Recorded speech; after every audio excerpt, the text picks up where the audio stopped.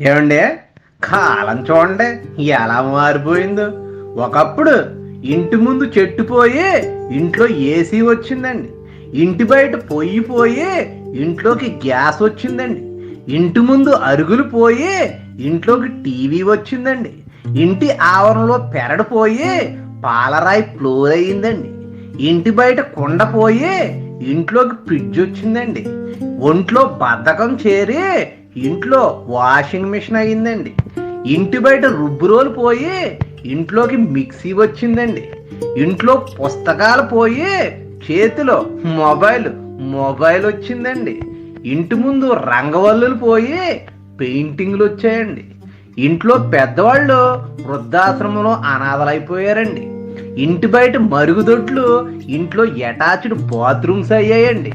అమ్మ, నాన్న, అత్త, మామ, బాబాయ్, పిన్ని అని పిలుచుకునే పిలుపులు మ్యామ్, డాడ్, ఆంటీ, అంకుల్ గా మారిపోయాయండి.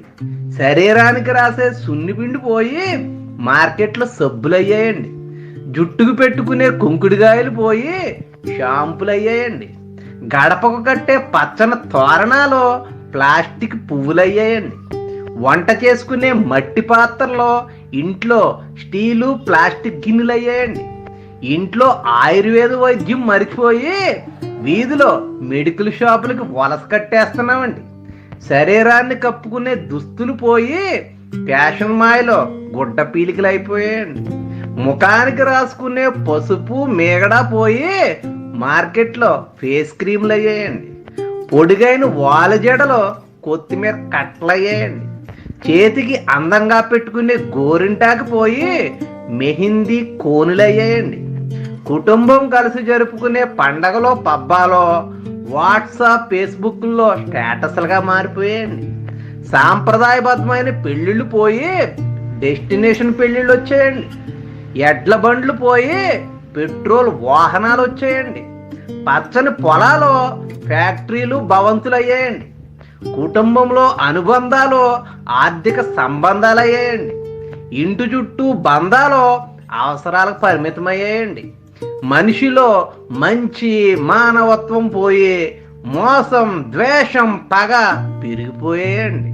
సంపాదన ధ్యాసలో మనిషి జీవితం యాంత్రికంగా మారిపోయిందండి. డబ్బే పరమావధిగా, వస్తువులే హోదాగా భావించే మనిషి రాక్షసుడైపోయాడండి. నాటి మనిషి జీవితం ఆరోగ్యంగా, ఆనందంగా సాగేది. నేటి మనిషి జీవితం ఒత్తిడి, ఆందోళనలు, అనారోగ్యంతో సాగుతుందండి. అలా సాగుతుందంతే. ఆధునికత మాయలో ప్రకృతిని కలుషితం చేసి మన గొయ్యిని మనమే తవ్వుకున్నాం. పెరుగుట విరుగుడు కొరకే అంటే ఇదే మరి. ఆయ్